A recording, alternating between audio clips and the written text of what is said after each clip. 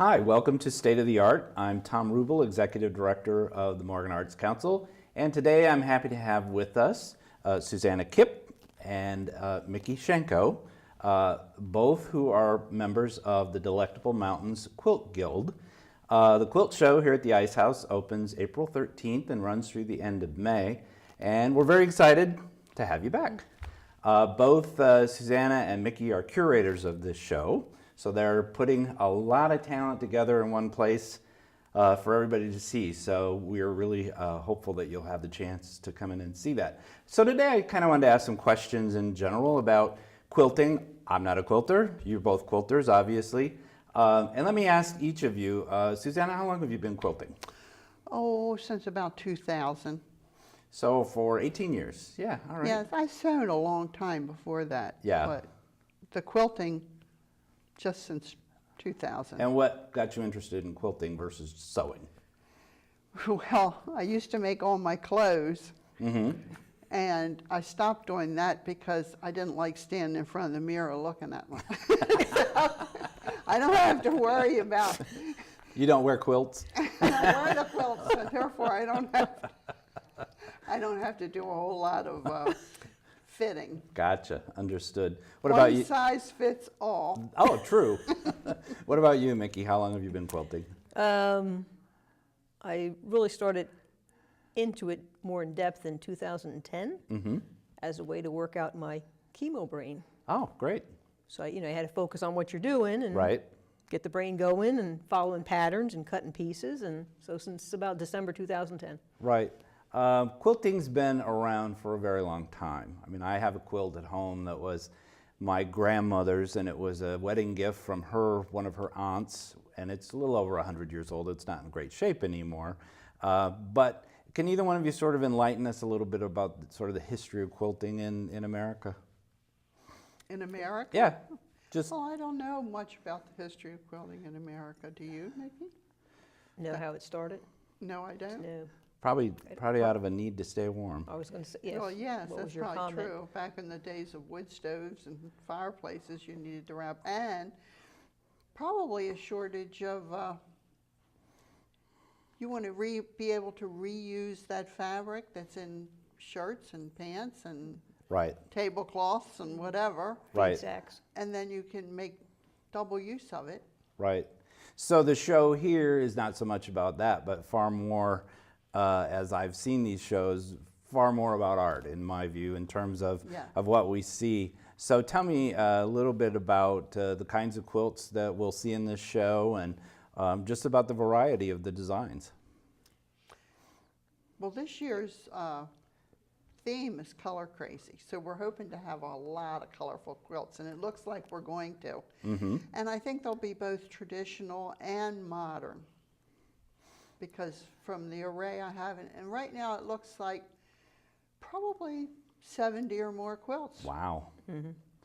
Wow. And what about, I also know that during the quilt show, the quilt squares are all around town. What's sort of the purpose of the quilt squares? They're more of for decorative purposes, right? They're to hang in your home? The yard squares? Yeah. Yeah, they're wall hangings, but their main purpose is to raise money for a local charity, which is this year is the Morgan County Partnership, which helps with drug rehab or kids trying to get them away from that. So we'll have the auction on Memorial Day weekend and raise some money for them. There's also quilt dyeing, if I remember correctly, right? We have some local people who dye fabric. Yes, ice dyeing and indigo dyeing. And those are two classes that'll be offered during the show also. Right. What are some of the most interesting quilts you've seen in these shows that you sort of stand out in your mind? That's a hard I mean, I've seen some that tell a story. I remember one last year that you can actually read, and it kind of tells a story. And when a quilter starts out, do they just sort of think they're inspired by something and they're going to pursue it on a quilt? Some people are, I think so. yes.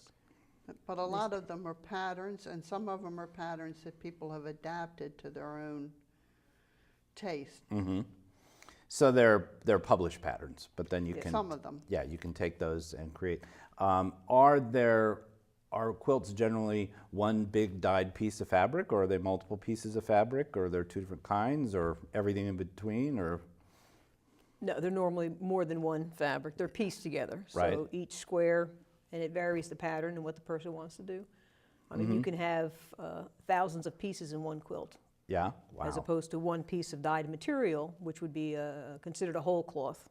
So it's, you know, just the one piece. But most of the people in the guild do piecing, Most, yes. Most. Or applique. applique on top, yes. So piecing means that you hand sew all of that, or how does it get all put together? I use a sewing machine. But there is a couple people that do hand sewing, so their whole quilts are hand sewn piece by piece. But the majority are using a sewing machine for the piecing work. How long has Delectable Mountains Quilt Guild been around? About 35 years, a little more than 35. I think it was last year we celebrated the 35th. Wow.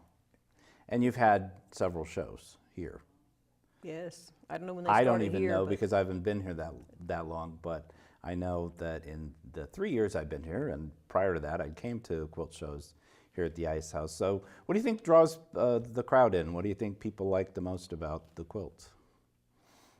I think the variety, probably the talent in the quilts and the variety that people offer, because everybody has their own talent or artistic vision of what they want the quilt to look like. And I mean, it's a challenge, you know, people to come in and see what fits for you or what, you know, you do and you don't like.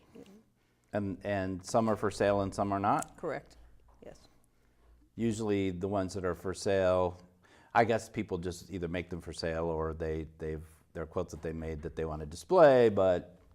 Well, we have had some that were not for sale, but then someone will come in and talk them into selling. Right. We have had that happen numerous times. Yeah. Yeah. Well, I think a lot of us, Sue and myself, you enjoy it so much, so you keep making quilts. Right. What can you do with them? Right. I mean, mine are hanging over my railing. But after you get so many, it's like, okay, maybe I need to see if I can sell some, because you can only use, you know, so many quilts on your bed when you have 10 stacked, you know. Right, right. Well, you talked about sort of you pursuing it originally as your therapy, and what did you start with? What interested you at the time? It was, well, something I probably shouldn't have done. It was the guild was doing a block of the month, and it turned out to be applique pieces, which I didn't know really anything about. So it probably took me 4 years to finish that quilt. Yeah. So not understanding applique either. Correct.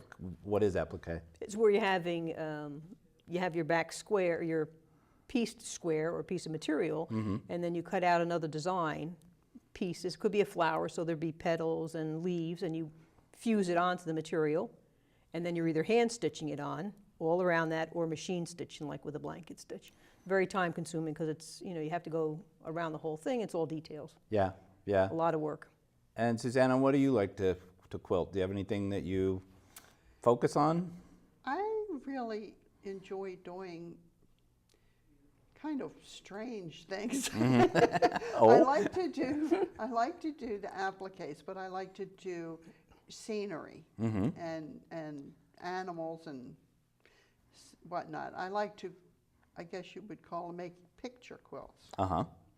And do you create your own sort of picture? I mean, is Yes, that... I do. Do you draw it out first, or...? Sometimes I do. I usually get a big piece of paper and I start sketching.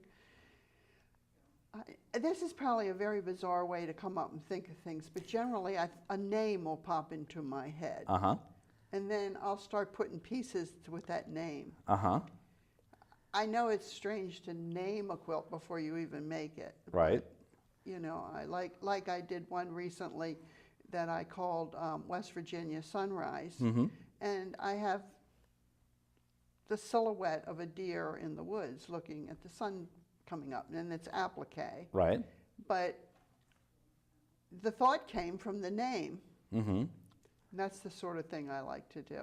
So I'm always looking around for fabrics that have rocks or trees and things that I can incorporate. Natural kind of stuff. Well, we're very much looking forward to the show, and for Color Crazy, I expect it to be crazy. And I want to thank you both for coming in and talking to us about quilting. And I assume you'll both be around a lot here in the next couple of months, so people may see you in the ice house as they come through and look at the quilts. Yes, they will. Thank you for Good. having us. So, Great. Well, we're looking forward to it. And again, thank you for joining us for State of the Art, and we'll see you next time.